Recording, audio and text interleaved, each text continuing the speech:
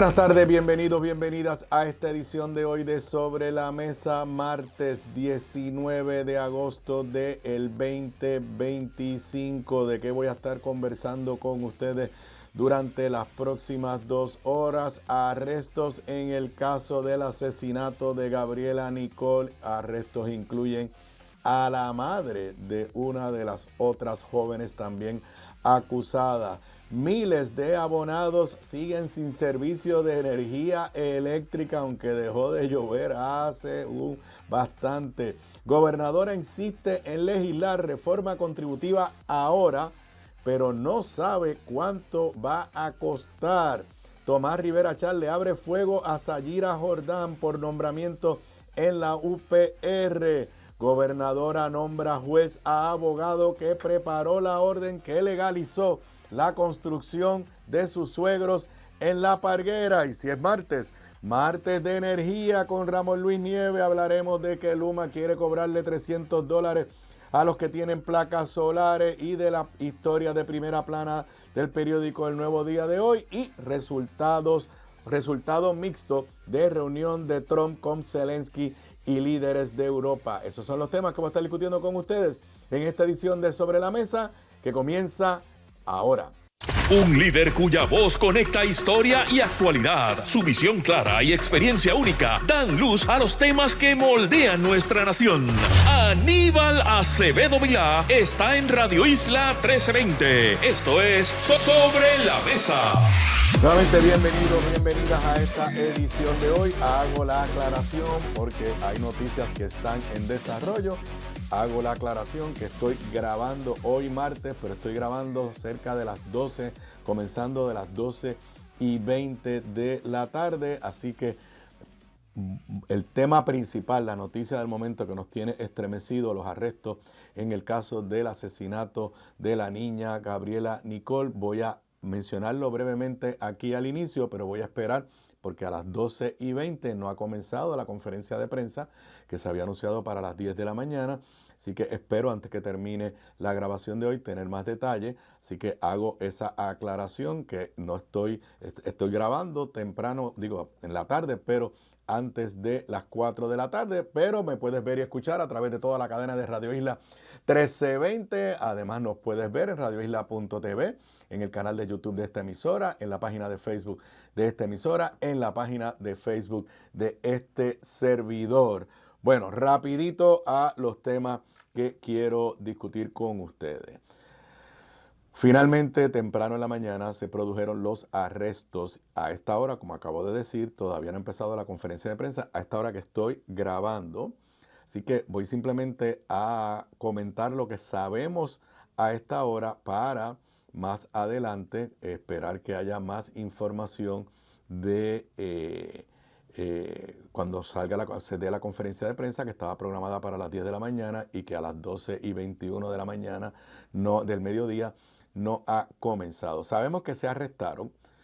A este momento no sabemos cuántas personas han sido arrestadas, pero lo que ya nos ha jamaqueado en la conciencia, hay un video corriendo por las redes sociales y por los noticieros, porque se arrestó a una mujer de 40 años.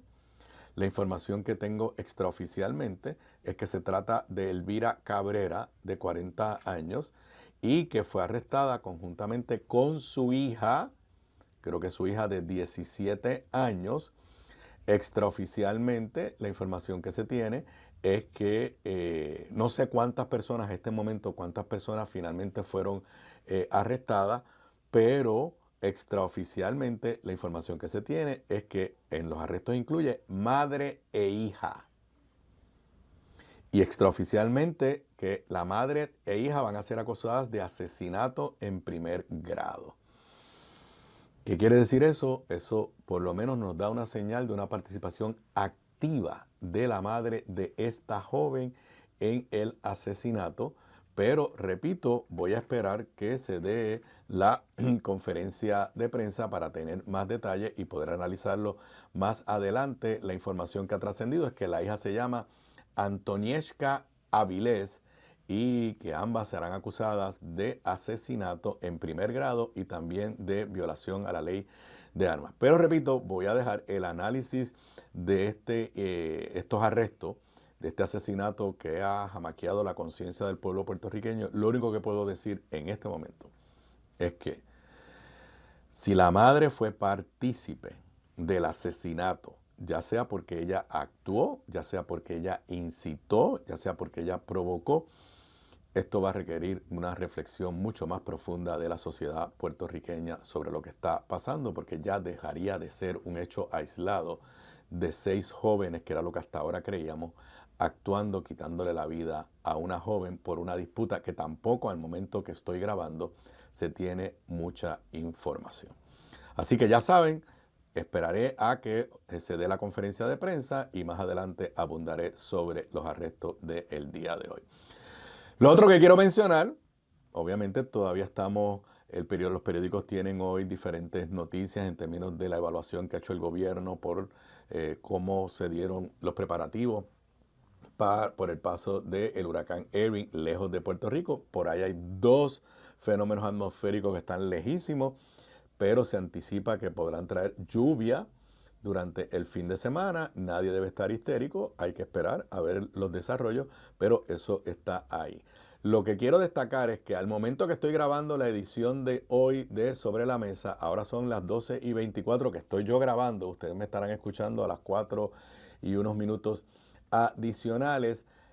Inaudito. La página de Luma, la página oficial de Luma, indica que hay 49.332 abonados todavía sin energía eléctrica.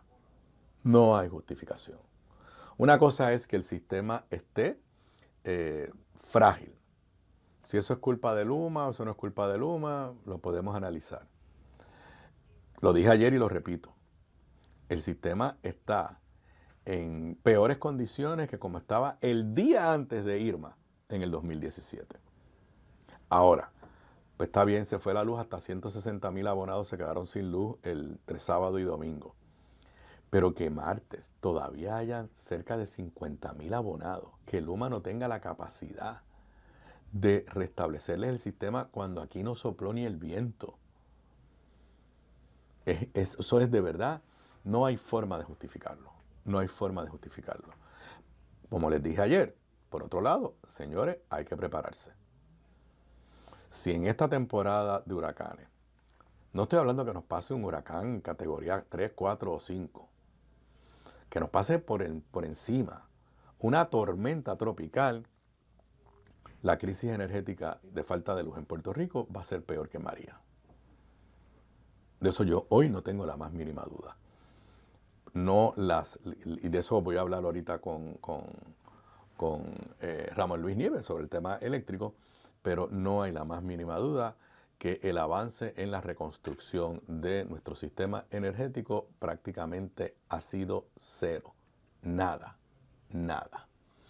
Bueno, entrando a temas que ayer anticipé, hoy acabo de grabar junto a la licenciada Zoela Boy nuestro podcast Análisis de la Z a la A. Zoe y yo tocamos varios temas, se lo puedo anticipar desde ya. El podcast estará disponible a las 7 de la noche en nuestro canal de YouTube.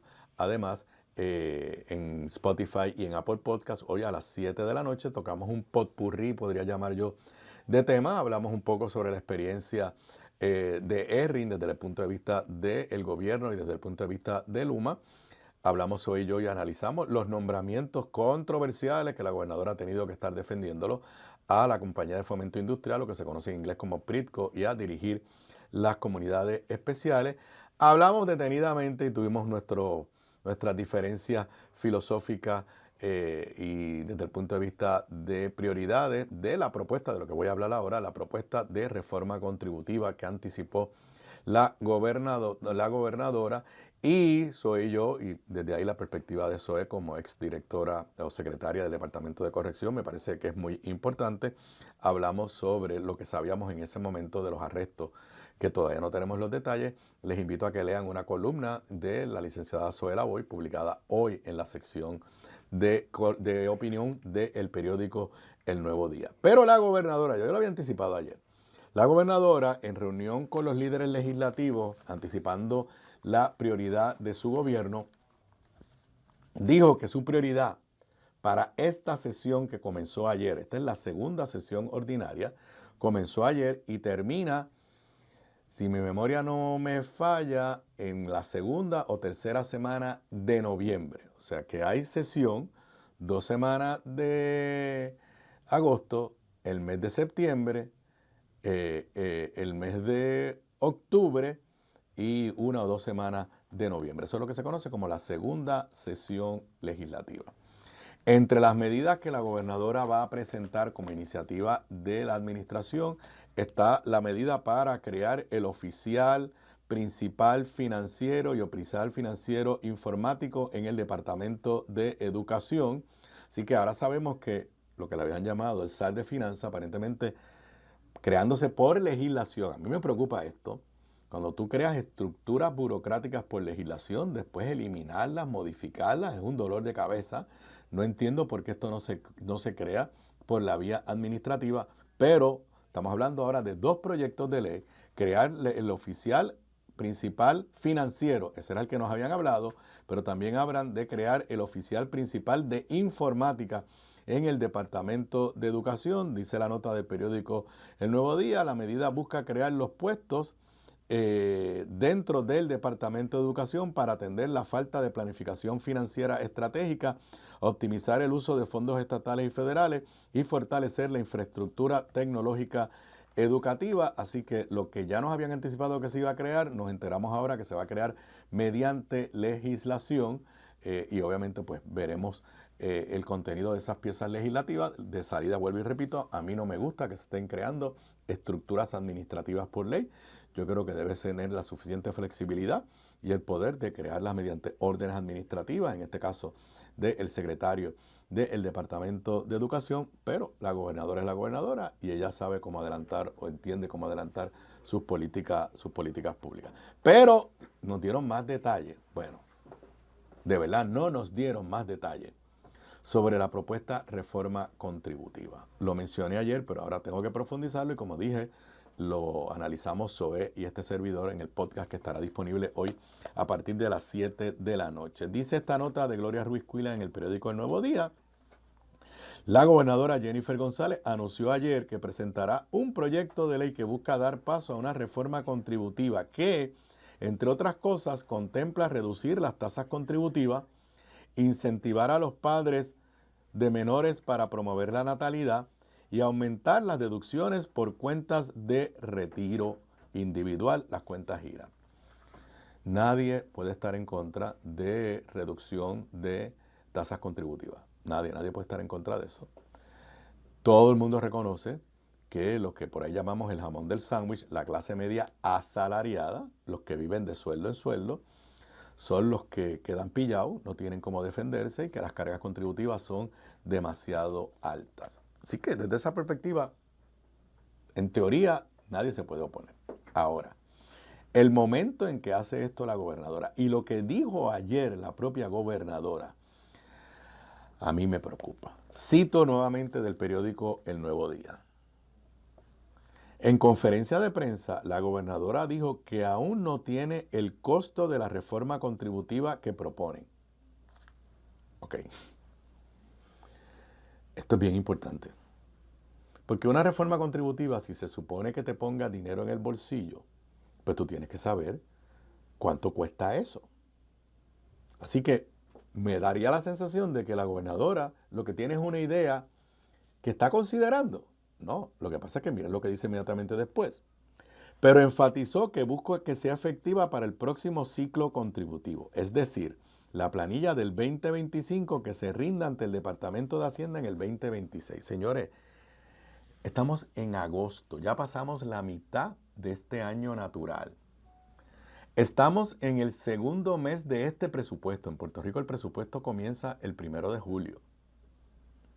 Y la gobernadora, que no sabe cuánto cuesta la reforma que ella quiere proponer, que la sesión empezó ayer, nos está diciendo que quiere que se legisle en esta sesión, o sea, antes de que termine noviembre, y que tenga efectividad sobre las contribuciones que deberíamos pagar por este año 2025. En otras palabras, que se refleje cuando lleguemos la planilla del 2026. O sea, cuando lleguemos la planilla el 15 de abril, es sobre este año.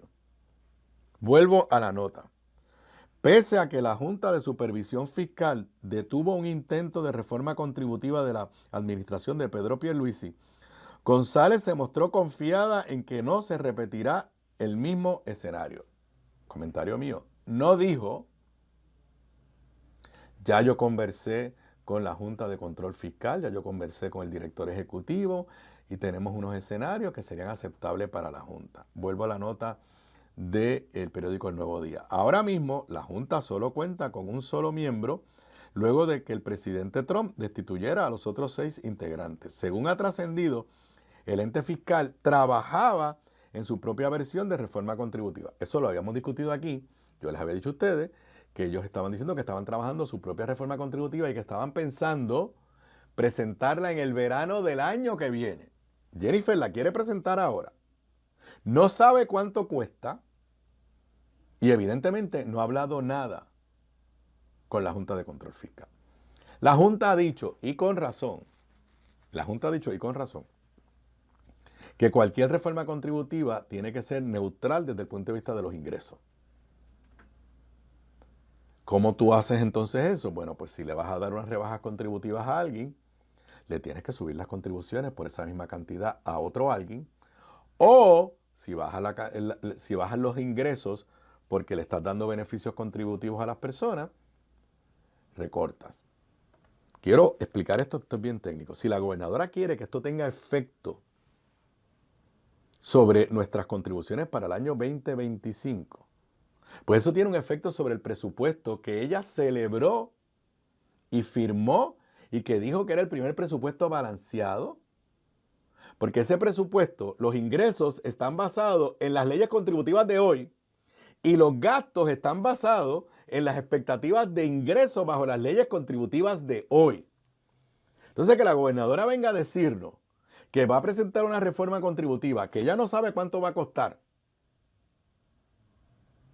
pero que tendrá efecto sobre los ingresos del Estado, pues tiene efecto sobre el presupuesto que ella celebró y que dijo que estaba cuadrado. Entonces, cuando se le dice, gobernadora, ¿y de dónde se va a pagar esto? Cita textual. Lo que nosotros vamos a aprobar de reforma contributiva, tenemos con qué pagarlo. Nosotros vamos a hacer un reajuste en los gastos del gobierno de Puerto Rico para que en lugar de estar gastando más, se le pueda devolver eso a la gente en sus contribuciones. Eso conlleva un cambio en la política pública de que el gobierno no puede seguir gastando lo que no tiene, explicó la mandataria, al tiempo que recordó que las tasas contributivas no se revisan desde el 2011. Ok, la gobernadora está diciendo que el presupuesto que ella aprobó se está gastando más de lo que tenemos. No, porque la gobernadora dijo que estaba cuadrado. La gobernadora lo que está diciendo es que ella no le va a subir las contribuciones a nadie y que ella, cada peso que den alivio contributivo, va a hacer un recorte en el presupuesto. Para que una reforma contributiva tenga significado, o sea de verdad impactante, tiene que devolverle al contribuyente como 400, 500, 600 millones de dólares. ¿Qué quiere decir eso? Que la gobernadora está en las de cortarle 500, 600 millones de dólares al presupuesto de su gobierno. Pero si los va a poner en vigor ahora mismo, hay que enmendar el presupuesto que ella firmó. Y aquí, para enmendar el presupuesto, aquí hay que pedirle permiso a la Junta de Control Fiscal. Para dar alivios contributivos hay que pedirle permiso a la Junta de Control Fiscal. Para enmendar el presupuesto hay que pedirle permiso a la Junta de Control Fiscal. Y todos los gobernadores hemos dicho que se puede ahorrar en el gasto público. Señores y señores, pero cortar 500, 600 millones de dólares. Si el presupuesto que Jennifer acaba de firmar y celebrar es más grande que el del año pasado. Jennifer no está gastando menos que Pedro Pierluisi. Jennifer está gastando más. El presupuesto es más grande que el del año pasado. A todo esto, número uno, veo bien difícil que tú puedas legislar para que tenga efecto inmediato, porque vas a descuadrar el presupuesto vigente. En segundo lugar, si vas a sacar el alivio contributivo de recortes que Jennifer diga desde ya, ¿dónde va a recortar? En educación, en salud, que son las grandes partidas, en educación especial. En el presupuesto de seguridad, cuando el comisionado, el superintendente de la policía está buscando más fondos para reclutar más policía. Y lo siguiente, número 1, incertidumbre.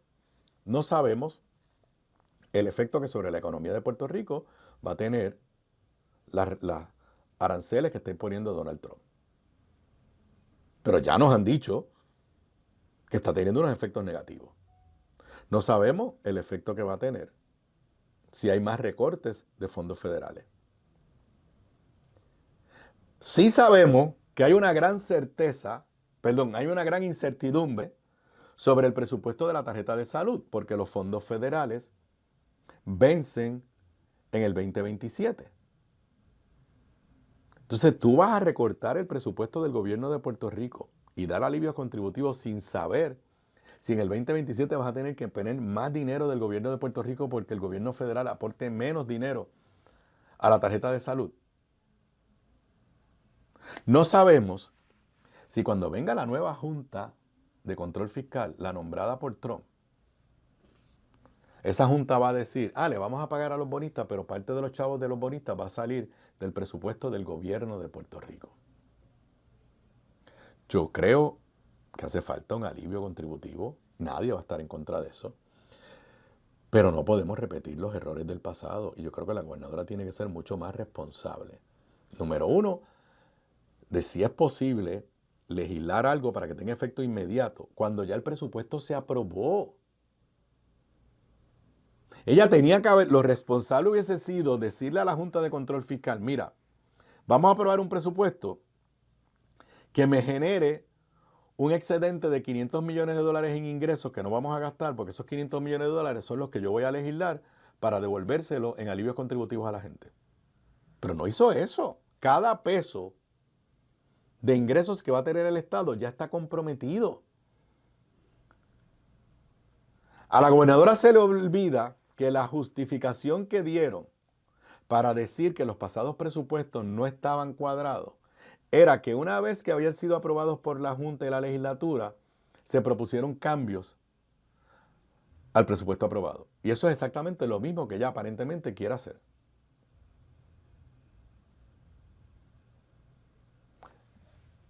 Lo dije ayer y se lo repito.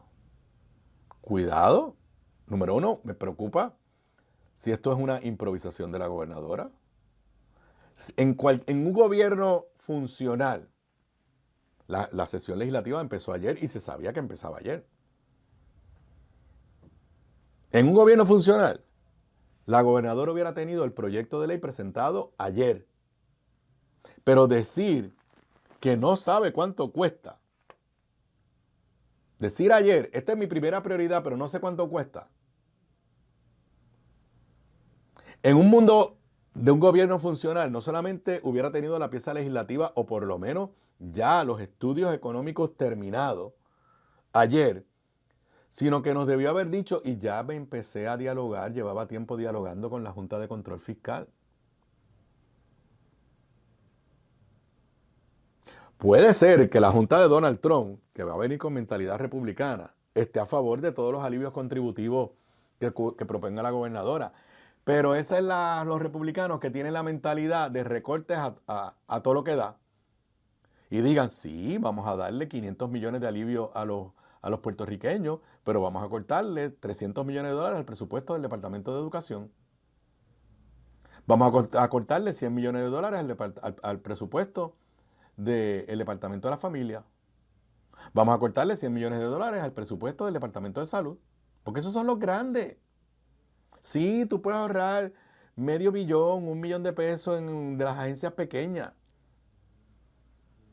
Pero el presupuesto grande del gobierno se va en educación, en salud y en familia. Así que creo que lo que estamos viendo de parte de la gobernadora o es una improvisación o es un simple juego político para decir, yo propuse esto y la Junta de Control Fiscal son los malos de la película y me dijeron que no se podía. O vendrá una nueva junta que le va a permitir a la gobernadora hacer lo que le dé la gana a ella a cambio de que ella mire para el otro lado cuando esa junta diga que hay que pagarle mucho más a los bonistas de la Autoridad de Energía Eléctrica. Regreso con más luego de la pausa. La clave para la buena cocina, además de los ingredientes y recetas, está en la calidad de los productos en los que cocinas. Por eso te recomiendo mi línea Giovanna Heike Cookware Collection, con acabado en cerámica, mangos ergonómicos y 4 milímetros de espesor para mejor conducción de calor. Lo distribuye North Caribe Imports y su marca Caribe, donde además encuentras utensilios de cocina y limpieza para tu hogar. Ahora cuida tu jardín con Caribe Garden. Caribe, calidad, experiencia y el mejor precio. Pídelos en tu supermercado más cercano. Simplifica tu vida con Caribe. Distribuye North Caribe Imports, la empresa puertorriqueña con más de 50 años sirviéndote a ti.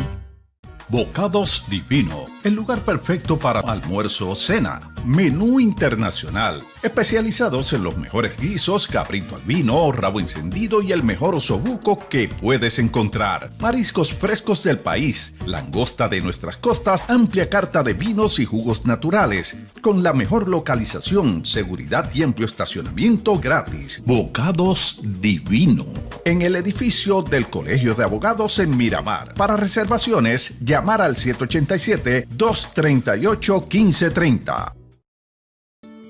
Gramas Lindas, gramas, plantas, palmas y todo para tu jardín. En Dorado, 796-1386, 796-1386. Gramas Lindas, excelente calidad y servicio insuperable. 796-1386. Aquí de regreso a Sobre la Mesa, hoy martes 19 de agosto del 2025. Como dije al inicio del programa, y lo aclaro porque hay noticias en desarrollo, hoy grabé el programa a eso del mediodía. Estoy esperando todavía la conferencia de prensa del Departamento de Justicia y de la Superintendencia de la Policía con los detalles sobre los arrestos relacionados con el asesinato de la niña, de la joven Gabriela Nicole, que sabemos que ha estremecido al país, así que estoy esperando que salga más información para poder compartirla con ustedes y darle mi análisis, que es lo para el propósito de este programa. Bueno, también les quiero anticipar que ya tenemos fecha para la presentación de mi nuevo libro En Primera Fila, Las luchas sobre el estatus en el Congreso y Puerto Rico, 1997 al 2025. La presentación será el 11 de septiembre a las 6 de la tarde en el atrio de la biblioteca de la Escuela de Derecho de la Universidad de Puerto Rico, libre de costo. Están todos invitados.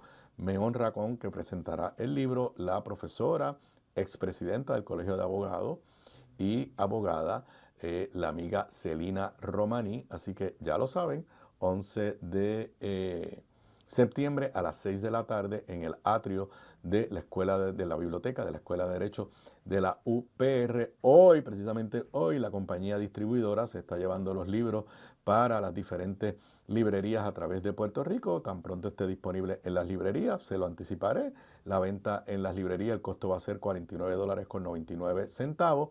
La preventa todavía continúa, aunque se nos está agotando la primera tirada del libro, pero todavía quedan algunos libros. La preventa lo puedes ordenar por solo $40 en acevedovila.net o a través de ATH Móvil. Vas a la sección de negocios, escribes Publicaciones PR y ahí haces el pago de $40 y lo recibirás por la vía de correo.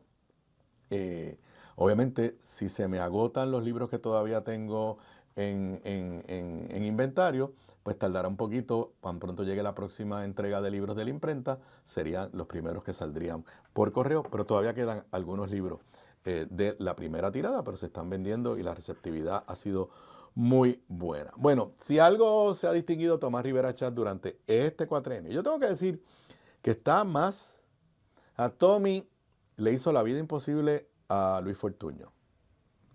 Tommy le hizo la vida imposible a Ricardo Rosselló y a Pedro Pierluisi, a veces abiertamente, a veces calladamente. Pero todo el mundo sabe que si algo sabe hacer Tomás Rivera Chat es ser el segundón más poderoso que ha habido en la historia de Puerto Rico. Nunca va a llegar a ser gobernador, nunca se ha atrevido a correr para gobernador, pero ejerce el poder desde el Senado con mucha fuerza, ¿no? Eso no podemos negarlo. Pero yo tengo que decirle que desde el punto de vista de particularmente expresiones públicas, ahora pues en la era moderna a través de las redes sociales, yo creo que está mucho más agresivo con Jennifer González que con lo que estuvo en el pasado con otros gobernadores de su propio partido. No voy a repetir aquí el problema que hubo con los nombramientos, ya todos lo vivimos. Pero si algo ha sido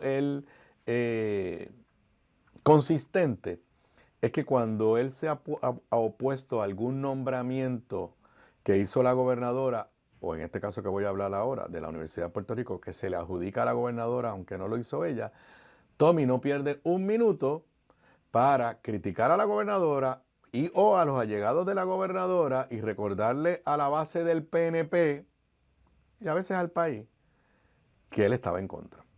Y esta mañana despertó con un buenos días Puerto Rico, que la realidad es que no es el mejor que él ha hecho porque es difícil entenderlo. Porque es un buenos días Puerto Rico que viene acompañado abajo de unos videos. Entonces, si usted no se va fijando de los videos mientras lee el buenos días Puerto Rico, pues no entiende de qué se trata. El contexto, la presidenta de la universidad, Sayira Jordán, nombró a un joven de nombre Kevin Negrón Vázquez como vicepresidente auxiliar de educación a distancia en la Universidad de Puerto Rico. Y entonces cuando usted ve el video que pone Tommy con su Buenos Días Puerto Rico, se ve un post de Kevin diciendo: hoy comienza una nueva etapa profesional que recibo con mucha ilusión. Me honra asumir el cargo de vicepresidente auxiliar de educación a distancia en la Universidad de Puerto Rico. O sea que es un nombramiento a nivel de la administración central, no es un nombramiento en rectoría, es un nombramiento de Sayira. Y en el video se ve a Kevin en fotos con Charlie Delgado cuando era candidato a la gobernación, se ve a Kevin en alguna de las protestas del verano del 2019. Y es en ese contexto que Tomás pone el siguiente post. La presidenta de la UPR, Sayira Jordán, ya comenzó a, entre comillas, despolitizar, cierra comillas, la UPR. Aquí queda clarísimo. Desde ahí, cuando llegue el momento, este individuo podrá ayudar, entre comillas, abro comillas, sin partidismo ni agendas políticas, cierro comillas, con el voto ausente y adelantado a los suyos. Te la comiste, entre comillas, Napoleón. Tengo que aquí dársela. ¿Quién es Napoleón? Francisco Dómenech. ¿Y quién le bautizó a Francisco Dómenech como Napoleón? Los chicos aquí por la mañana, de Puestos para la Mañana, Luis y Jonathan. Así que felicito a Luis y Jonathan, porque Tommy los escucha y le adoptó. Ellos se pasan poniéndole apodos, burlones a muchas figuras públicas. Yo estoy muy de acuerdo con eso. Y Tommy se lo compró. Te la comiste, Napoleón. Y a ti, Ángel Cintrón, esto te quedó republicanísimo. Todo eso en signo de interrogación. ¿Por qué Francisco Dómenech y Ángel Cintrón? Porque todo el mundo le adjudica que el nombramiento de Sayira, que no tenía los votos inicialmente en la Junta de Gobierno de la UPR, se dio por presiones de Francisco Dómenech y de Ángel Cintrón a los miembros de la Junta, presiones que obviamente las hizo a nombre de la gobernadora. Tommy, atrévete a criticar a Jennifer directamente. ¿O tú te crees que Francisco Dómenech y Ángel Cintrón hicieron eso por iniciativa de ellos? Lo hicieron porque la gobernadora lo envió. Vuelvo al post. Si hubiesen nombrado un estadista a cualquier posición en la UPR, qué mucha brosa estuviese hablando la prensa corrupta y payolera local. Se los dije que era la peor opción.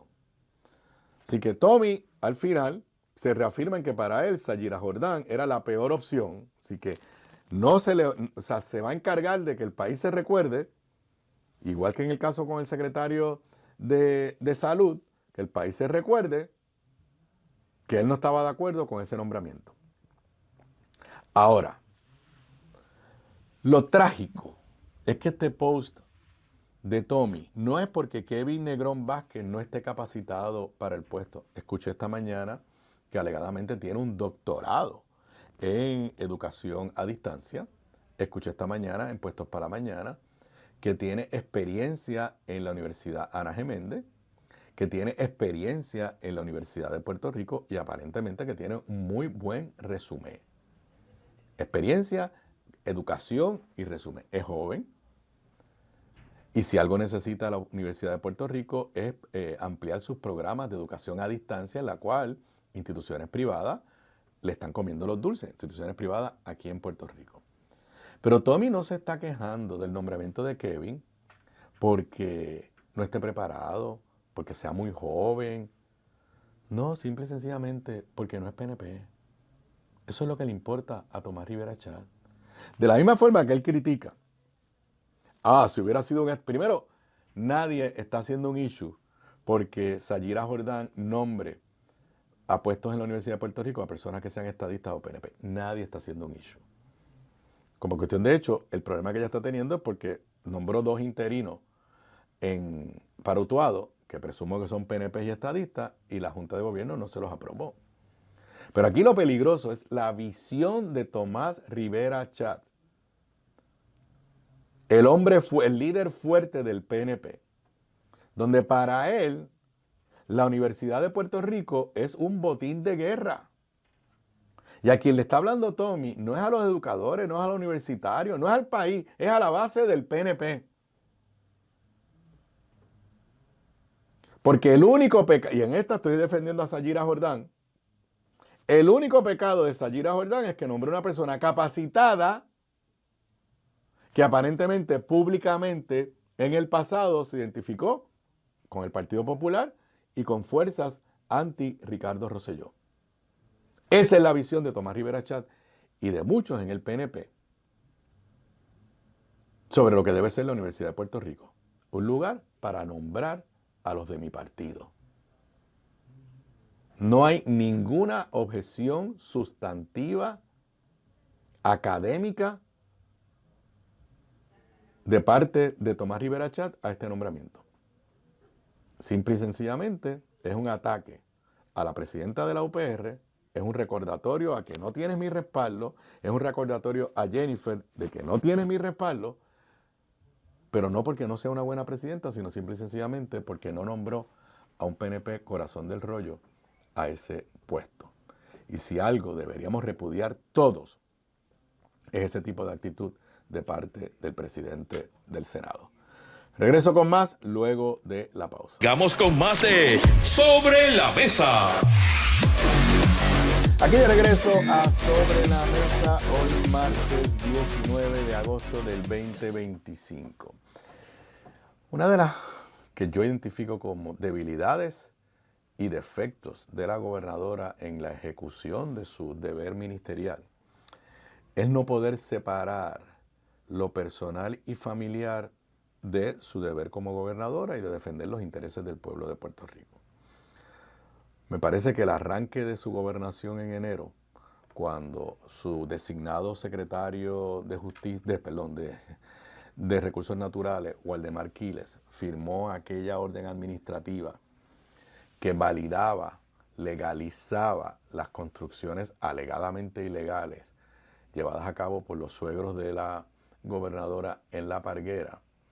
Me parece que ese acto de la gobernadora de permitir que el secretario firmara esa orden administrativa, defender a brazo partido al secretario por firmar esa orden administrativa, decir que gracias a Papito Dios, fueron sus palabras, esa orden había sido escrita por la pasada administración y tratándose de adjudicárselo a la pasada administración, y luego presentar como uno de los primeros 4 proyectos de ley que envió a la legislatura el proyecto para codificar, poner en las leyes la legitimación, legalización de esa construcción y de cualquier otra construcción ilegal en La Parguera. Para mí fue la primera señal que para la gobernadora no se puede, ella no separa lo que es asuntos personales, asuntos familiares de lo que son asuntos gubernamentales. A veces eso no es fácil. Pero que el primer acto del secretario de Recursos Naturales, en menos de 2 horas de haber jurado al cargo, haya sido firmar esa orden administrativa con el respaldo de la gobernadora, con las expresiones que hizo la gobernadora y luego que fuera uno de los primeros proyectos de ley que ella presentó, proyecto de ley que nunca se ha aprobado por Cámara ni por Senado, pues mandaba una señal equivocada. Hoy, el periódico Noticel nos tiene otra información que vuelve a evidenciar esta tendencia de la gobernadora a mezclar lo personal con lo gubernamental. Ayer comenzó la sesión legislativa, como comenté anteriormente, y como es normal, la gobernadora hizo nombramientos, se envió nombramientos al Senado.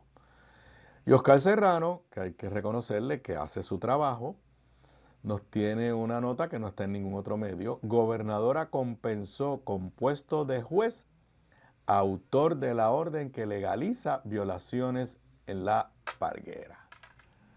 Así como lo escuchan. Dice la nota que entre los nombramientos que la gobernadora envió ayer al Senado está el del licenciado Samuel Acosta Camacho como juez superior.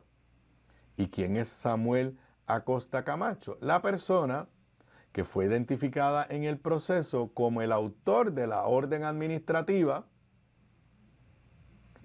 que apareció mágicamente en el escritorio de Waldemar Quiles. Después resultó que no era en el escritorio, que era en una mesa de un salón de conferencia. La orden administrativa en la que se archivaban todas las querellas y se legitimaban todas las construcciones. Dice, recordarán, como les dije, que Jennifer González inicialmente dijo, eso fue de la anterior administración. Oscar Serrano cita lo que dijo en aquel momento la gobernadora. La información que tengo es que se había preparado en la agencia. Así que desconozco quién la preparó en la agencia o qué división. Pero cuando se la llevó al secretario, a la secretaria, ella se negó a firmarla. Pero se la prepararon sus propios empleados. Se refiere a la secretaria anterior. Así que yo sé que la gente recibía instrucciones políticas en aquel momento. Papá Dios es tan justo, Papá Dios es tan bueno, que esa orden estuviera hecha allí por empleados de la agencia y que la entonces secretaria se negara a firmarles es la mejor muestra de que esto tenía nombre y apellido. Eso fue lo que dijo en enero, para justificar que Waldemar Quiles de las primeras cosas que hiciera fue firmar esa orden. Dice la nota de Oscar Serrano, y también recordarán que el Senado convocó a lo que llaman comisión total, en la cual Waldemar Quiles testificó, y cuando se le cuestionó sobre el documento, consignó que lo había escrito ¿quién? El licenciado Samuel Acosta Camacho, al que la gobernadora acaba de premiar enviando su nombramiento a juez a la sesión legislativa. Dice que fue a Acosta Camacho quien le escribió y que él, Waldemar Quiles, en 2 horas decidió firmarla.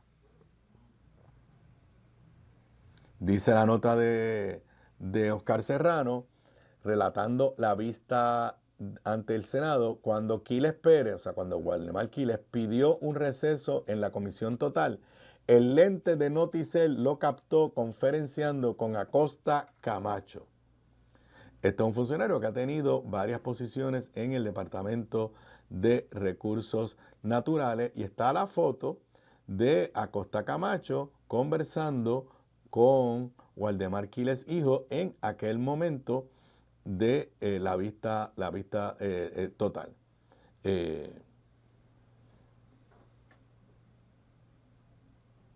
Así que no solamente la gobernadora aplaudió que la primera orden administrativa de Waldemar Quiles tuviera que ver con su familia. No solamente la gobernadora envió como uno de los primeros proyectos de ley a la Asamblea Legislativa un proyecto que beneficiaba a la familia de su esposo, o sea, a su suegro, sino que ahora, en lo que, mire, yo no estoy diciendo que a lo mejor Acosta, ¿cómo es que se llama él? Acosta Camacho no tenga la capacidad para ser juez, no soy quien para juzgarlo. Pero ¿cuál es la necesidad de la gobernadora en su primer año como gobernadora hacer este nombramiento que lo que proyecta es lo que dice Oscar Serrano en Noticel? que simple y sencillamente está premiando a alguien que le hizo un favor que no es para beneficio de Puerto Rico, para beneficio de su familia. Y vuelvo a lo que les dije, es una debilidad, un defecto de Jennifer González. No saber separar los asuntos familiares personales de los asuntos gubernamentales. Veremos a ver cuál es la reacción del Senado a este nombramiento. Y en otro tema, la semana pasada creo que fue, comenté aquí una nota de José Delgado en el periódico El Nuevo Día de que el Departamento de Justicia, la secretaria de Justicia, había negado una petición, la secretaria Lourdes Gómez había negado una petición de información hecha por la senadora María de Lourdes Santiago del PIB con el aval del presidente del Senado para que se entregara el expediente sobre el asesinato de Carlos Muñiz Varela, este activista del exilio cubano que fue asesinado en la década de los 70 y que tenía una empresa que promovía la reunificación y viajes a la Cuba revolucionaria, que todo el mundo entiende que fue asesinado por grupos extremistas de la derecha cubana. La contestación de Lourdes Gómez fue: no le puedo dar el expediente porque la investigación está abierta.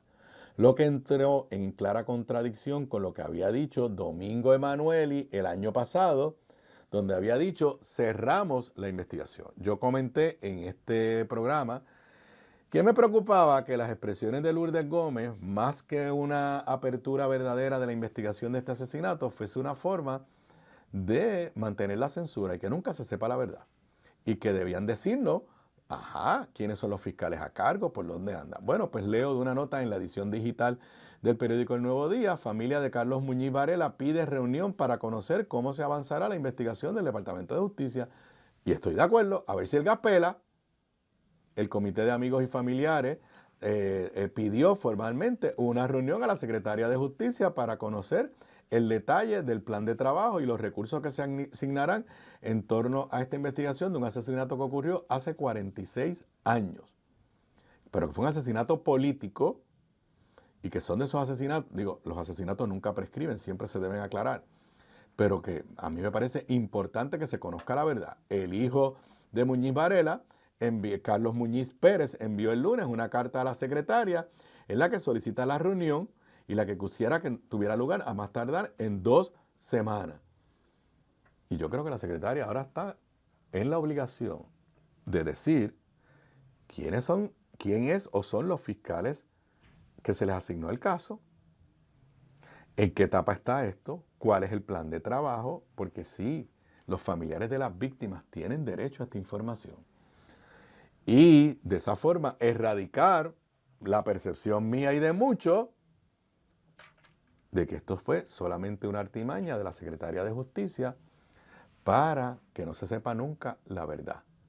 Y que de verdad el caso está cerrado, pero que en el expediente debe haber información que vincule a sectores de la ultraderecha cubana, algunos de ellos vinculados en el pasado a la gobernadora, a la hoy gobernadora cuando era presidenta de la Cámara, y que no conviene que eso salga públicamente. Ojalá y la investigación esté abierta y ojalá se pueda procesar criminalmente a los responsables de la muerte de Carlos Muñiz Varela. Regreso con Martes de Energía con Ramón Luis Nieves luego de la pausa. Aquí de regreso a Sobre la Mesa, hoy martes 19 de agosto del 2025, y si es martes, pues Martes de Energía con Ramón Luis Nieves, que estás en cuantos programas, en Tele 11, en todos lados. Pero hablando de energía. Sí.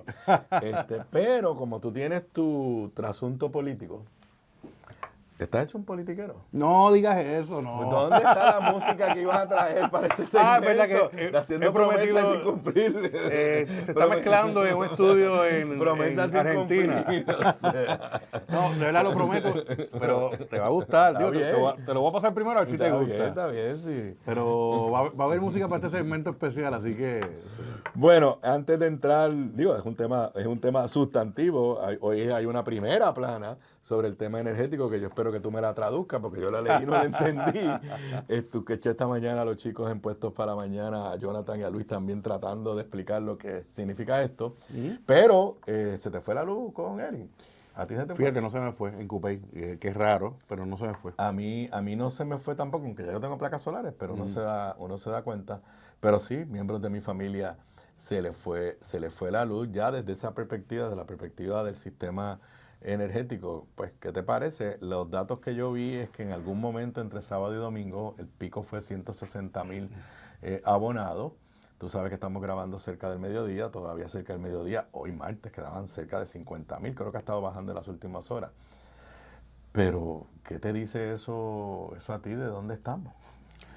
Estamos básicamente en el mismo lugar que estábamos hace años y lo peor de todo, Aníbal, es que Luma repitió y de hecho pagó anuncios en los periódicos de que estaban listos para la temporada de huracanes, ¿sabes? Es como que, diga la verdad, no estamos listos y no estamos listos por unas razones bien fundamentales que se atan al otro tema que vamos a discutir ahorita, pero es una tragedia y no sé si pudiste comentarlo, ¿verdad? La reacción de la chef del restaurante en Fajardo, que obviamente... No ha abundado mucho, dale. Sí, pero yo creo que Aníbal, y esa discusión sobre la chef se ha ido por otros lados, que si votó PNP, eso realmente no importa, pero yo creo que lo importante es que ella refleja el reclamo de miles de... Voy a hablar un momento de los comerciantes. Sí, sí.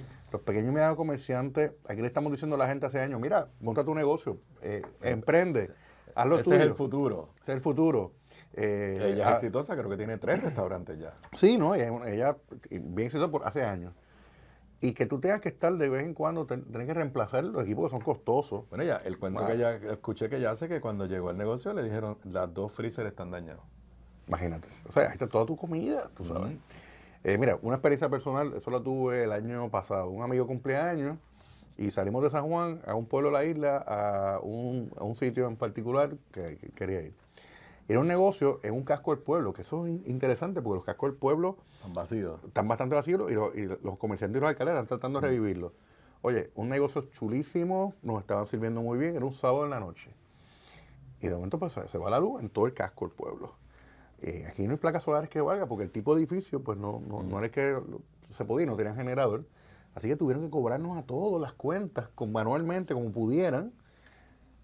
¿Sabes? Esto es algo de todos los días. No, y en las casas, una amiga ayer me comuniqué para una cosa y me dijo aquí comprando una nevera o arreglando la nevera porque en el fin de semana con los golpes de cambio se le dañó en la casa.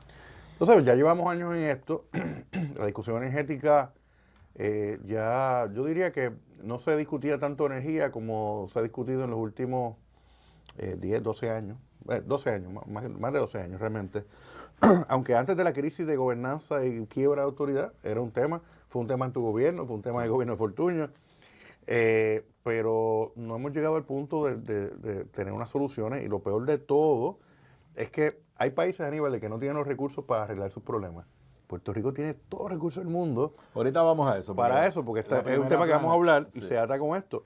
Y de nuevo, hasta que no se reconstruya la red eléctrica, vamos a seguir teniendo los mismos problemas. O sea, unos vientitos, ni siquiera de tormenta como llamamos platanera. O sea, unos vientitos y unas lluvias bobas va a dejar a la gente sin luz.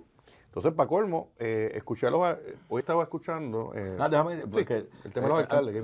Por eso, pero el tema de Luma, porque estuvieron ayer, uno de los funcionarios de Luma estuvo con Mili Méndez aquí en la mañana. Correcto. Y él lo que dice es, nosotros estamos preparados en términos de nuestra brigada. El sistema no. Qué lindo. No, iba a ser una mala palabra, pero este no es el podcast, no se puede decir malas palabras en el podcast. Nosotros estamos listos, sí. Pero el sistema no, pues, ¿qué ustedes hacen ahí? Entonces me preocupa también que en los últimos meses, Aníbal, hemos visto una discusión sobre que no tenemos dinero. O sea, y no quiere decir que no tienen dinero de que no se les paga, sino que supuestamente la autoridad eléctrica no está haciéndole pagos tanto a Luma como Genera. Oye, eso hay que arreglarlo. Si eso es que si es verdad que está pasando, primero que es escandaloso, pero segundo, aquí alguien tiene que poner orden en esto. Bueno, hay dos cosas. Ellos alegan que hay un fondo de emergencia que no tiene chavo y que eso es culpa del gobierno y qué sé yo qué.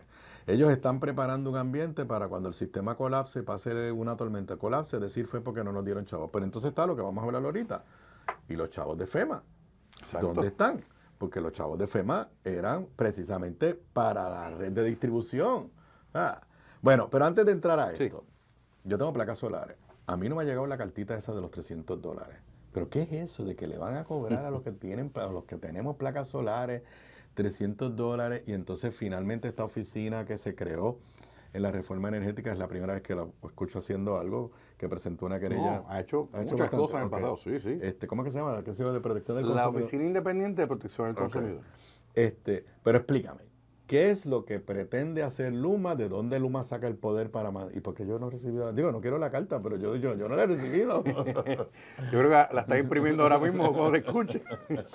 Mira, Aníbal, básicamente, sí, hay un reglamento de la Autoridad de Energía Eléctrica del 2017, un reglamento de interconexión, que básicamente entre otras cosas, pues que notifica que si los sistemas de energía renovable eventualmente son interconectados a la red. Entonces, en esos puntos de interconexión está lo que se llama los feeders. Yo no soy ingeniero, pero básicamente por ahí. Y básicamente el reglamento dice, mira, si se van a conectar en estos puntos, y se debe estudiar si ya hay suficiente, o sea, si ya hay más de lo que ese punto puede aguantar de la conexión del sistema de energía renovable o no, y para eso hay que hacer un estudio. Y por eso se puede cobrar. Pero ¿qué pasa? Eso realmente, la implantación de ese cobro ha sido algo irregular a través de los años. Entonces, ahora Luma dice, mira, basado en ese reglamento, pues te estoy enviando, mandaron 32,000 cartas, cobrando millones de dólares pero de gente que ya tiene su sistema hace tiempo. ¿Pero es todo el mundo $300 o a uno le están cobrando 100, otros 300? No, el cargo es $300, pero ¿qué pasa? Es para sistemas que ya están conectados hace rato. O sea, no se le dijo a la persona que le llegó la carta, mira, antes de conectar tu sistema, para que sepa que en este punto se va a requerir hacer un estudio suplementario y va a costar 300. O sea, tú decides. Por eso Por eso cuando yo fui a poner placa, pues si me hubieran dicho, para poner las placas, además de lo que te cuesta con la compañía, le tienes que mandar a Luma un cheque de $300, pues yo decidía si sí o no. Correcto. O sea, la parte de la querella. Pero Luma tiene el poder de hacer esto. Sí, o sea, basado en ese reglamento, que era de la Autoridad de Energía Eléctrica, que Luma lo puede implantar, sí puede cobrar por estudio. La objeción es que me lo cobre retroactivamente, no retroactivamente, sino luego de que ya yo tengo el sistema conectado y todo. Si ese cobro viene como parte del proceso de tú conectar el sistema a la red, pues ya sí tú sabes, porque ya tú como consumidor estás notificado, ya sabes, ya puedes tomar una decisión inteligente sobre si lo pagas o no y si quieres el sistema o no. ¿Y por qué unos lo hemos recibido y otros no? Bueno, porque ha habido problemas de implantación de ese cobro hace años. Pero, o sea, ¿por qué yo no lo he recibido? Porque en el caso de donde yo vivo no hacía falta el estudio. Bueno, es posible, pero... No me manden la carta. Pero ese es el problema. Entonces, ahí entra por la Oficina de Protección Independiente de Protección al Consumidor. Bien breve. Esa oficina se creó como parte también de la reforma energética. La idea de crear esa oficina vino del ARP. Interesantemente, saludos a José Carón y a Eddie Olivera, buenos amigos, que tan pronto... Y una labor extraordinaria que hacen. Están aquí todos los jueves después de Sobre la Mesa, tienen su programa de radio. Que, oye, ya cumplí 50, así que pronto viene la solicitud.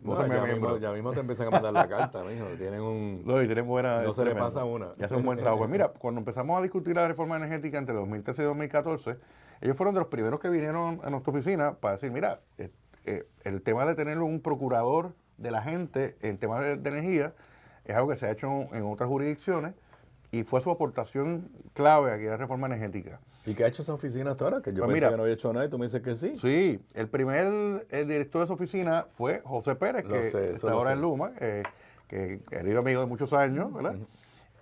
Pues José, de sus gestiones más renombradas en aquella época, fue meterle mano a Sonova, porque Sonova tenía unos contratos ahí que con unas cláusulas terribles, qué sé yo, y llevó múltiples querellas a nombre de ciudadanos, y eso pues puso en jaque a esa empresa tan poderosa y demostró los poderes de esa oficina. Y han intervenido en muchos otros procesos, incluso los procesos estos de establecer la tarifa y todo, siempre la OIPC interviene para asegurarse que el interés ciudadano esté Y en velado. este caso, ¿qué es lo que están alegando, si se conoce? Pues que precisamente presentaron una querella para que se emita un orden de cesicista Y es ante el negociado que la presenta. ante el negociado contra Luma por estar haciendo estos cobros. Como dije ahorita, el fundamento legal es, me están mandando unas cartas de cobro de temas que primero ya la gente tiene un sistema instalado, segundo, nunca le notificaron al consumidor de que eso era una condición para tener las placas solares.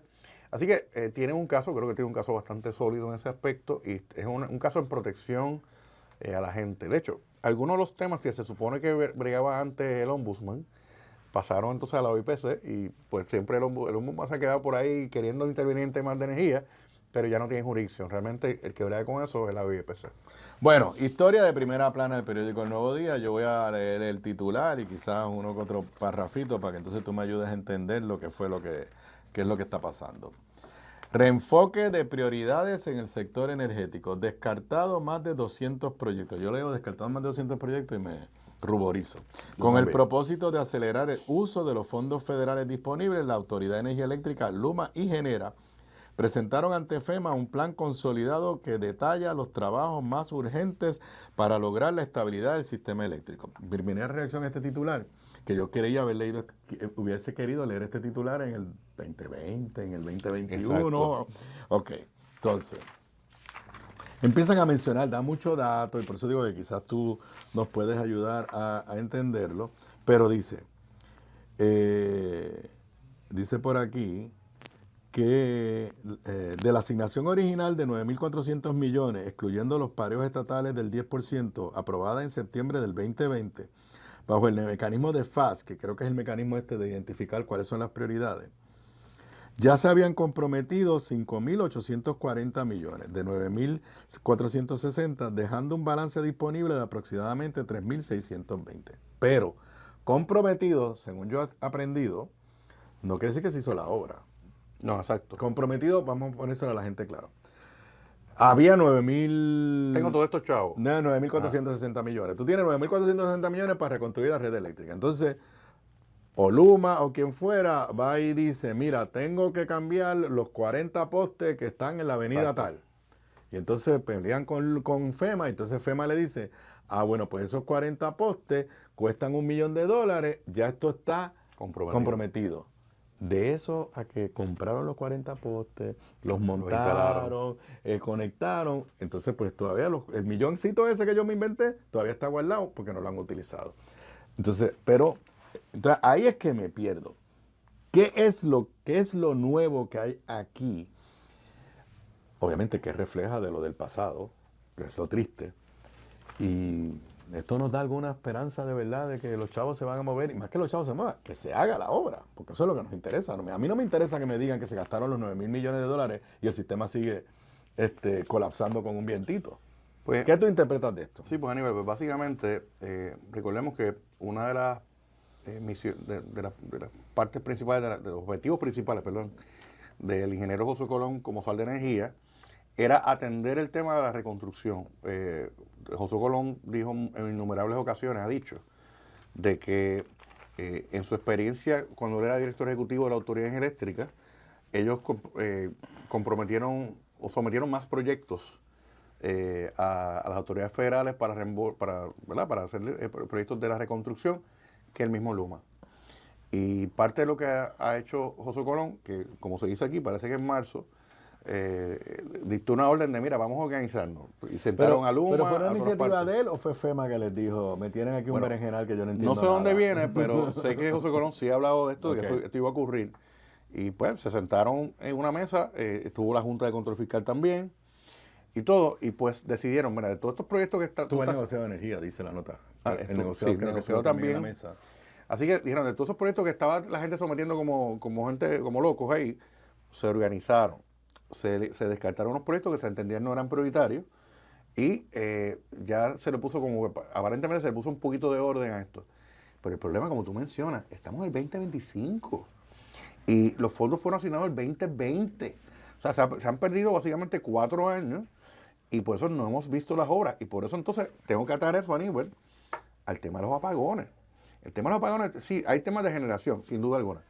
Pero el acuerdo de gran parte de los que trabajan este tema es que, o sea, la red eléctrica se pegó con chicle para que se prendiera el país después de María, pero requería una reconstrucción y ser robustecida. Y para eso eran estos chavos que se asignaron en el 2020 por el presidente Trump. Después que los aguantó por tiempo, finalmente, ante las elecciones, pues se soltaron. Pero estos procedimientos son bien burocráticos y todo, y aparentemente pues no había orden aquí. Y lo que entendí, y te toca admitir que fue escuchando esta mañana a Luis y a Jonathan, que eso no quiere decir que estos 100 proyectos son los únicos que se van a hacer. Es que dame los 100 más importantes. Exacto. Y entonces, una vez terminemos esos 100, volvamos a mirar cuántos chavos quedan y me vas a mandar otra lista más. Correcto. Y quizá un futuro, porque ya el acuerdo es que han pasado tantos años, Aníbal, y tenemos que ver que esto es un problema en general, que afecta generalmente a la construcción en general en Puerto Rico, en esta parte del mundo, pero particularmente en Puerto Rico. Ya los materiales que, como costaban lo que costaban los materiales en el 2020 no es lo que cuestan hoy en el 2025. Y hay temas de disponibilidad de las cadenas de distribución mundial. Mira, yo quiero una tubería, una turbina tal, o algo así. Pues mira, hay una fila de espera también. Digo, y lo preocupante aquí, Aníbal, es que de lo que muchos entendemos, cuando tú empieces realmente la reconstrucción del sistema, la empiezas ahí full blast, no podemos tardar 10 años. Pues esto no se hace de una. Porque los datos que no salen aquí es de los 9,000 y pico de millones, ¿cuántos de verdad ya se desembolsaron porque se hizo la obra? Por lo menos en esta nota yo no la encuentro. No está. O sea, está la nota de cuántos están obligados, que es lo que explicamos. Sí. Que eso quiere decir que por lo menos se identificaron el proyecto y FEMA dijo, sí, esto cualifica. De lo que yo entiendo es una cantidad bien ínfima de lo que se ha gastado realmente. Pero te quiero traer también otra preocupación con respecto a la reconstrucción y a esta decisión de descartar. Primero no sabemos cuáles son los 200 proyectos esos que se descartaron. Sí, pues eso. Pero yo te aseguro una cosa, Aníbal. Entre la Autoridad de Energía Eléctrica, Genera, Luma y la Junta de Supervisión Fiscal, ahí hay pocos amigos de la energía renovable. Y hay una visión nueva, tanto en Washington como en Puerto Rico, en contra de la energía renovable y a favor de los combustibles fósiles, particularmente el gas natural. En la reconstrucción del sistema podría también estar la trampa que impida en el futuro integrar más energía renovable al sistema, tanto a nivel de las casas como a nivel de proyectos, utility scale, ¿verdad? Sí. A nivel de las fincas solares, etcétera. Porque tú puedes construir una red que sea similar a la red que teníamos antes de María, y obviamente esa red que teníamos antes de María no podía tolerar una cantidad inmensa de integración de energía renovable, que por su naturaleza es intermitente, aunque obviamente tenemos el tema de las baterías que ayudan a resolver ese problema de intermitencia, ¿verdad? Pero si tú estás construyendo una red diciendo, mira, vamos a quedarnos callados, no vamos a hablar del tipo de proyecto que vamos a hacer para que se reconstruya la red, de manera que de aquí a 10 años le podamos poner un stop a la energía renovable. Sí, mira, lo lamentamos, la red aguanta hasta tanto, no se puede. Así que creo que no ha habido una transparencia, Aníbal, en la discusión de qué tipo de red se va a estar construyendo o fortaleciendo. Yo creo que eso es algo que se debe atender, porque obviamente todavía la política pública de Puerto Rico dice que para el 2050 se supone que estamos en 100% renovables, pero en la práctica muchos de las personas que están en estos entes no creen eso. No creen eso, dicen que eso es un cuento de camino. Claro, y como siempre digo, ahora mismo tú no puedes decir que mañana Puerto Rico puede ser 100% renovable.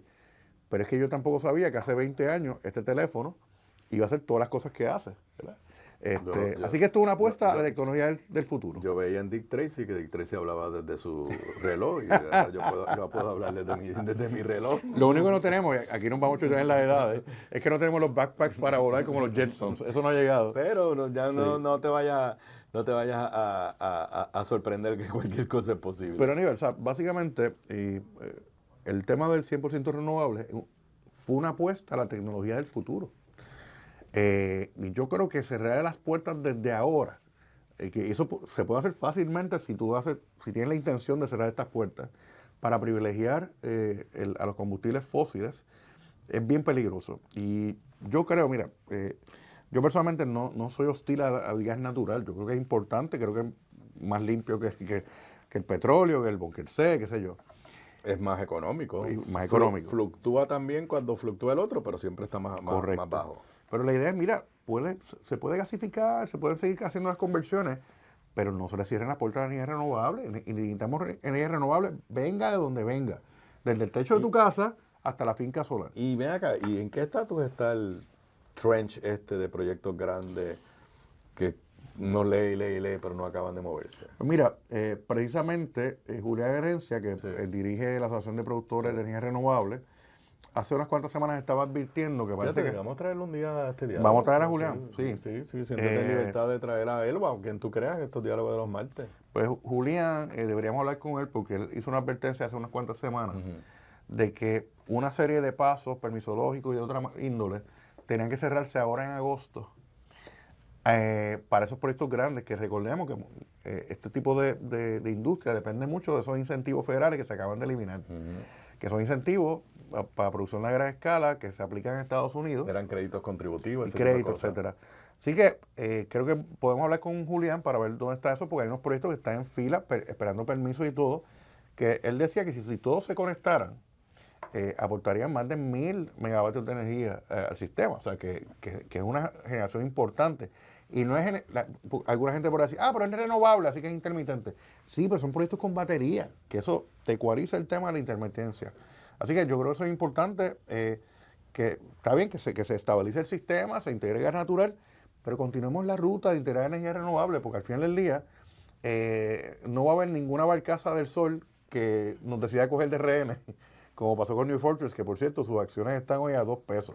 Vamos a verla aquí otra vez. 2.24. Ahora mismo subió a 2.26. De 2.24 subió. Mira, vamos a 2.23. Vamos a 2.23. New Fortress está esperando que Puerto Rico diga, perdonen, señor New Fortress, bueno, voy a dar un contrato para que suban esas acciones. Eso no es porque tengamos información nueva, sino simplemente para recordarle a los amigos que todavía está en el aire todas esas negociaciones con New Fortress. La Junta de Control Fiscal, con un solo miembro, está extendiendo por 2 semanas la compra para las suplido de gas. El suplido de gas, pero para las plantas de emergencia. Entonces está el suplido de gas para las grandes, que ese fue el que cancelaron por los 15 años. Todo eso sigue en el aire.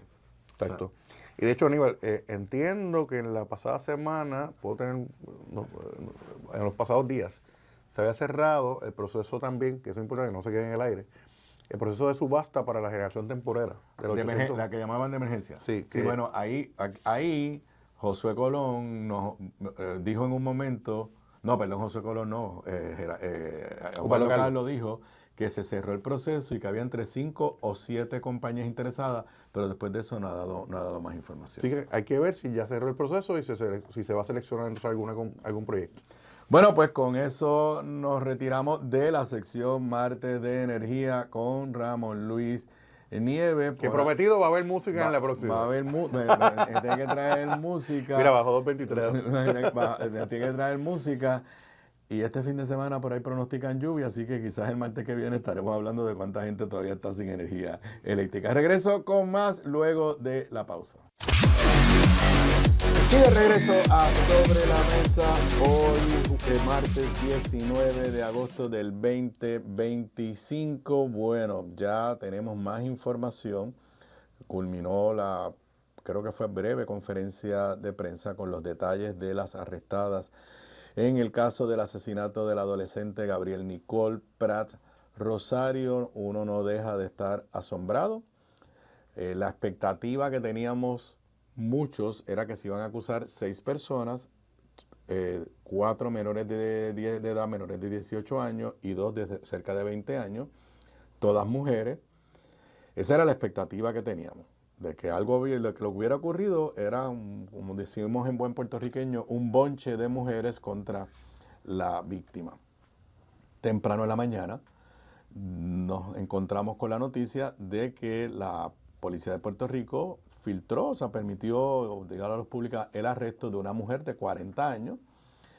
Eso pues generó la expectativa de por qué están acusando a una mujer, a Elvia Cabrera, de 40 años. Recordarán que la semana pasada, y yo lo mencioné aquí en el programa, había trascendido, porque creo que fue la Secretaría de Justicia que lo informó, que la madre de una de las jóvenes sospechosas había levantado la 5ª enmienda. Y yo mi primera reacción fue, bueno, pues está levantando la quinta enmienda por encubrimiento. O sea, mi primera reacción fue, bueno, pues la niña llegó con la ropa manchada de sangre y la mamá le dijo, vamos a quemar esa ropa. Estoy aquí inventándome esto, pero eso es un acto de encubrimiento. Eso es un delito. O sea, si usted destruye evidencia de un delito, usted está cometiendo otro delito. O sea, que yo en ese momento lo que pensé fue, pues la mamá levantó invocó la quinta enmienda para protegerse, porque si ella dice lo que hizo después del asesinato, pues la pueden acusar de encubrimiento.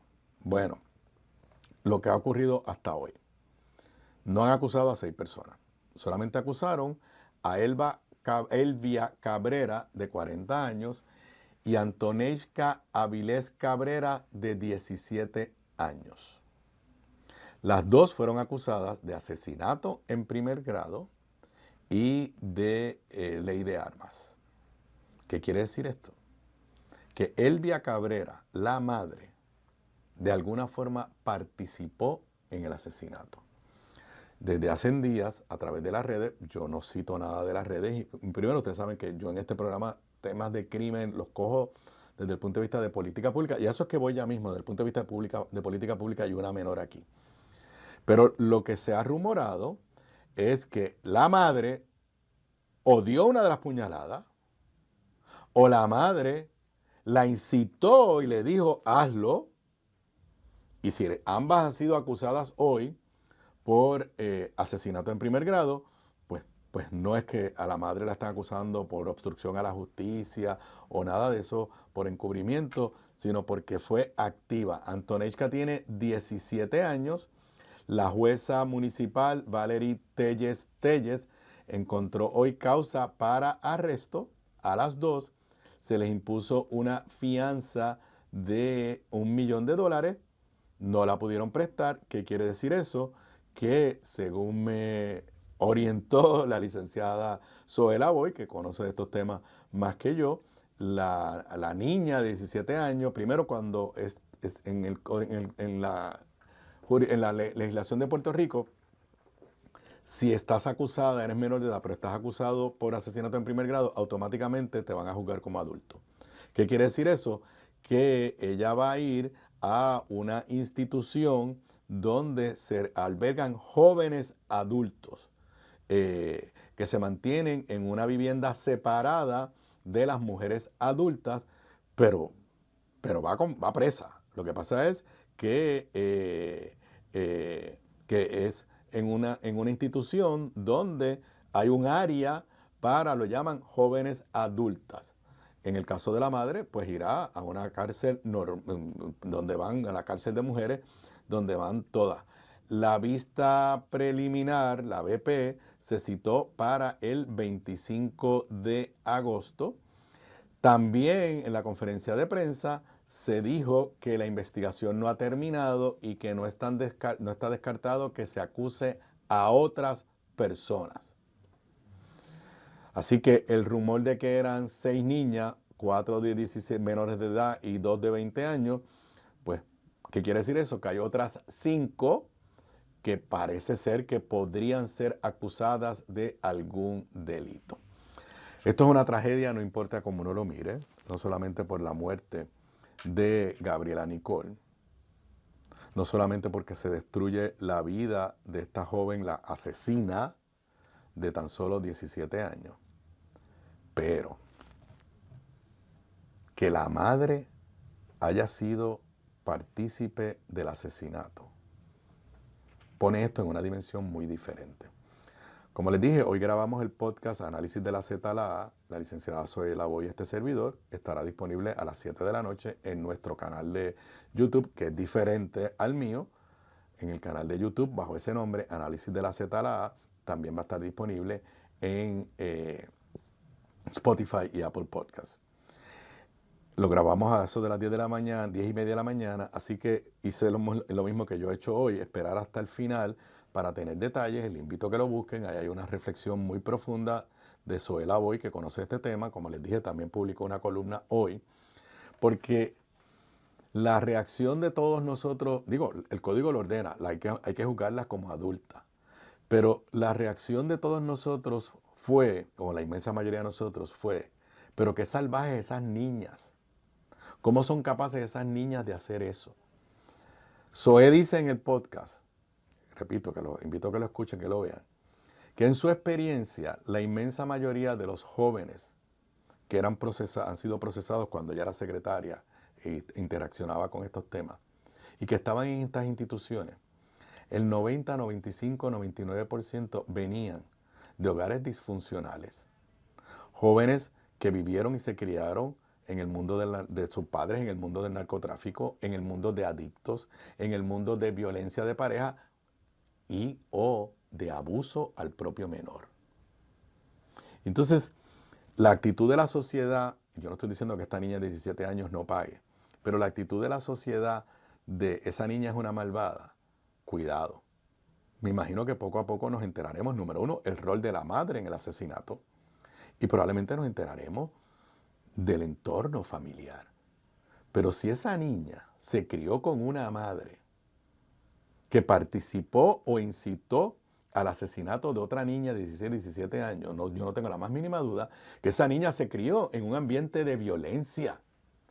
Y entonces, más allá de que Antoneyshka Avilés, la niña, pague lo que le corresponda, la pregunta que nos tenemos que hacer como sociedad es ¿qué hacemos con un niño de 5, 6, 8, 9, niño o niña, 10, 11, 12, 15 años, que se está criando en un hogar totalmente disfuncional donde prevalece la violencia, donde prevalece la falta de valores?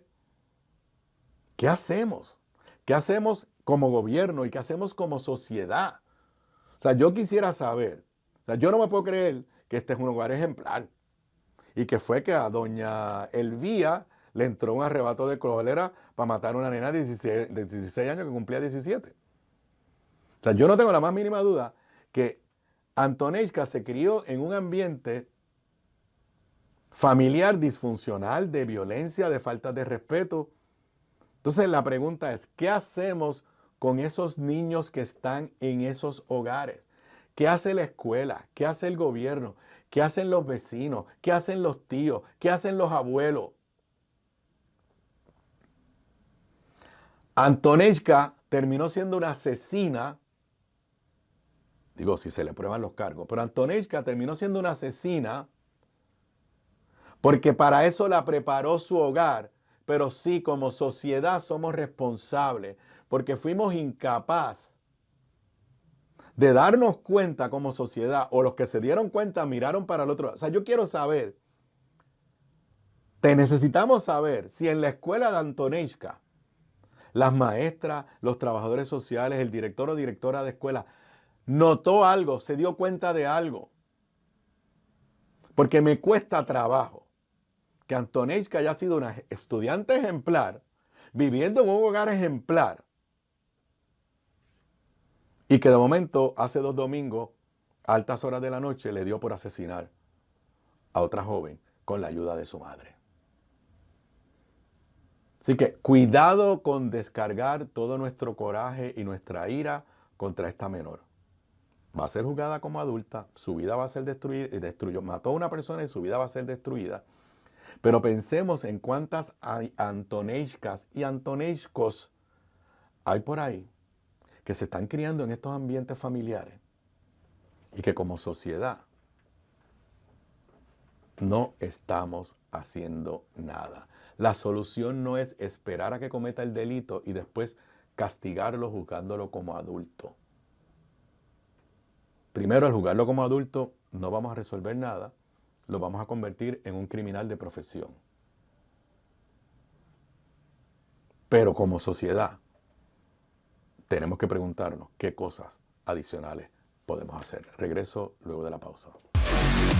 Aquí de regreso a Sobre la Mesa, ya en el último segmento de la edición de hoy. Para los que me hayan sintonizado un poquito tarde, les recuerdo que ya tiene fecha la presentación de mi más reciente publicación. La ven aquí en primera fila, las luchas sobre el estatus en el Congreso y Puerto Rico, 1997 al 2025. Va a ser presentado en la Escuela de Derecho de la UPR, en la biblioteca, en el atrio de la biblioteca, y la presentación va a estar a cargo de la profesora y abogada Celina Romaní. Así que están todos invitados. Esto es completamente gratis, abierto al público. Hoy mismo la distribuidora de libros fue a recoger los libros y se van a llevar a las diferentes librerías en Puerto Rico. ¿Qué quiere decir eso? Que estará a la venta, yo me imagino que ya estará disponible a la venta en Casa Norberto, en las diferentes librerías del país para fines de esta semana. Quizás antes les notificaré, el precio de venta en las librerías va a ser de $49.99, pero todavía lo puedes adquirir en la preventa por tan solo $40 en mi página acebedovila.net. Ahí llenas la información con tu tarjeta de crédito o en ATH Móvil, por $40 en tu ATH Móvil. Vas a la sección de negocios, escribes publicaciones PR y lo puedes ordenar. Así que ya saben, presentación oficial el jueves 11 de septiembre a cargo de la expresidenta del Colegio de Abogadas y Abogadas de Puerto Rico, profesora Celina Romaní, allá en el atrio de la biblioteca de la Escuela de Derecho. Bueno, antes de pasar a hablar de Donald Trump y la reunión ayer con Zelensky y los líderes europeos, hay algo que me llama la atención de lo que ha trascendido hasta el día de hoy de estas acusaciones. La madre y la hija fueron acusadas por el asesinato de Gabriela Nicole y por la posesión de un arma. Me imagino que será la cuchilla, el cuchillo, lo que sea. Pero no ha habido acusación. Recuerden que, según nos han relatado, en el incidente se hirió a otro joven que salió en defensa de Gabriela Nicole. Eso es un acto criminal. Podría ser tentativa de asesinato, podría ser agresión, lo que sea. No las han acusado por eso. Así que me llama la atención que en la acusación no mencionan, y tan siquiera se ha trascendido el nombre oficial del joven que aparentemente en la trifulca o lo que sea sale en defensa de Gabriela Nicole. Lo que sabíamos es que había sido, estaba en el hospital, entiendo que estaba en una situación estable. Así que aquí o vienen más acusaciones contra ellas, o lo que siempre se ha dicho, que podría ser que hayan otras acusaciones, porque inicialmente se habló de 6 niñas, 6 féminas que estaban bajo investigación. Ojalá y el caso haya sido investigado de la forma correcta y se tenga toda la evidencia que se necesita, pero como dije antes de la pausa, vemos hay imágenes de saliendo del tribunal y el público gritándole asesinas, asesinas a ambas féminas. Yo pues puedo entender todo ese sentido de indignación, pero repito, si esto lo hizo la madre con la hija, hagámonos la pregunta, o preguntémosles a cada uno de estos que dicen por ahí, a mis hijos los crío yo. ¿Qué hacemos en un hogar como el de Antonechka, donde su madre Elvia, no sabemos nada si había un padre, si no hay un padre, si hay un padre en el hogar, no sabemos nada? Pero vamos a permitir ese principio de a mis hijos los crío yo y en la escuela no hay nada que hacer cuando vienen de hogares de esta forma. Yo creo que ese es el reto que tenemos como sociedad, más allá de este caso en específico y la responsabilidad criminal de cada uno de los involucrados. Bueno, ayer en unas imágenes fuertísimas desde el punto de vista de fuerza, en la Casa Blanca se reunió el presidente Donald Trump con Zelensky. Primero estuvieron ellos solos y después hubo una reunión con diferentes dignatarios de Europa. Estaba el presidente Macron de Francia, el primer ministro de Gran Bretaña, el canciller, estoy aquí de memoria, de Alemania, el primer ministro de Finlandia, la presidenta de Italia, la presidenta de la Comunidad Europea, un grupo impactante de líderes. ¿Que por qué fueron a acompañar a Zelensky? Porque el viernes, cuando iba viajando hacia Alaska para la reunión con Putin, en el avión presidencial, el presidente Trump dijo, yo quiero un cese al fuego inmediato, stop the killing, dijo, y luego bregamos con una paz duradera, y dijo, y si no hay un cese al fuego inmediato, no voy a estar contento. Bueno, pues se reunió con Putin, y no solamente no hubo cese al fuego, sino que salió contento y dijo que la paz le correspondía a Zelensky, que lo que había que hacer era que Ucrania le entregara parte de su territorio a Rusia, la zona que se llama Donbass, que incluye zonas que los rusos no han logrado dominar en la guerra. Eso provocó una reacción de los países europeos, porque los países europeos, primero, no confían en Putin y no ven cómo es posible que se le pague, que él pague el precio Ucrania por una guerra que es culpa de Rusia, aunque Trump en un momento dijo que la guerra la había empezado Ucrania. Entonces, ayer, pues todo el mundo, primero los países, los presidentes, los líderes europeos aprendieron cómo tú bregas con un egocentrista, megalomaníaco como Donald Trump. Y fueron todos allí a lamberles el ojo, por no decir una palabra más fuerte. Y lo elogiaron, y lo elogiaron, y lo elogiaron. Porque eso es lo que le gusta a Donald Trump. Empezando porque Zelensky fue esta vez en gabán, con corbata, vestido de negro, y también le dio las gracias. Eso es lo que le gusta a Donald Trump.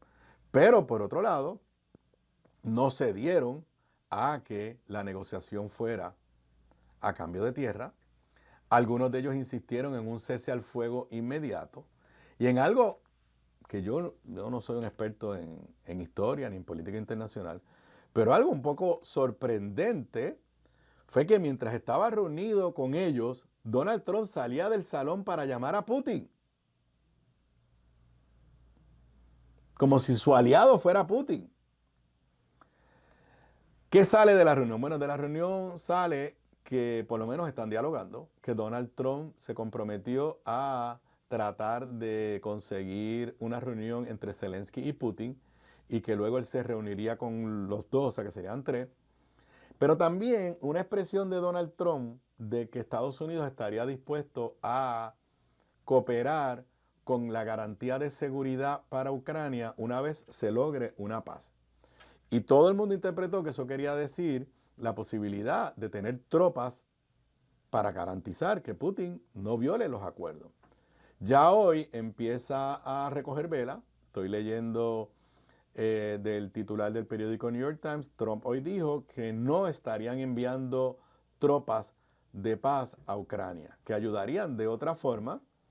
Estoy leyendo, traduciendo mientras leo. Presidente Trump dijo hoy martes que no habrán tropas americanas en terreno de Ucrania como parte de cualquier acuerdo de paz con Rusia.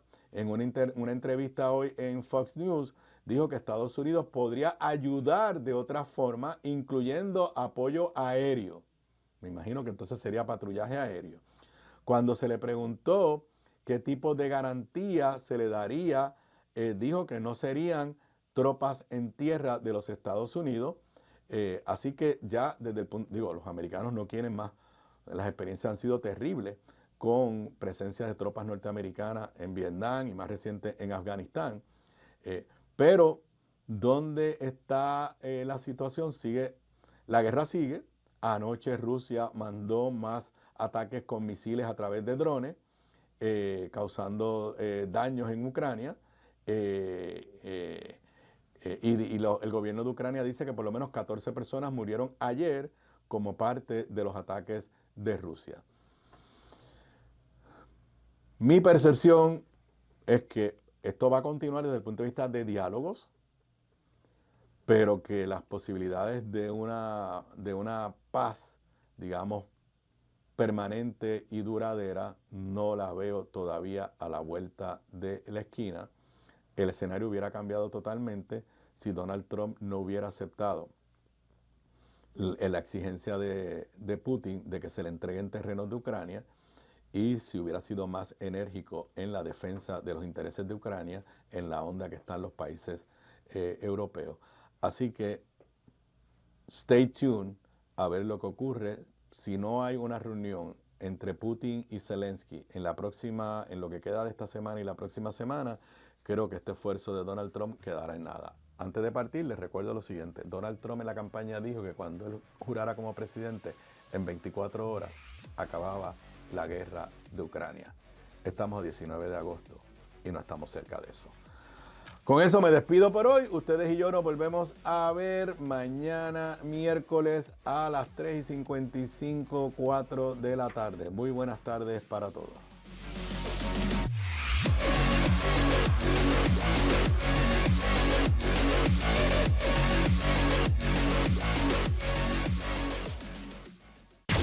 Somos la emisora en la que confía todo Puerto Rico. Seguimos la noticia sin importar su dirección. Donde hay una historia, ahí estamos nosotros. Ahí estamos nosotros. Radio Isla 1320. Somos el sentir de Puerto Rico. Cuando el mundo se estremece con noticias impactantes, una voz lo cubre todo. Una voz que no conoce límites.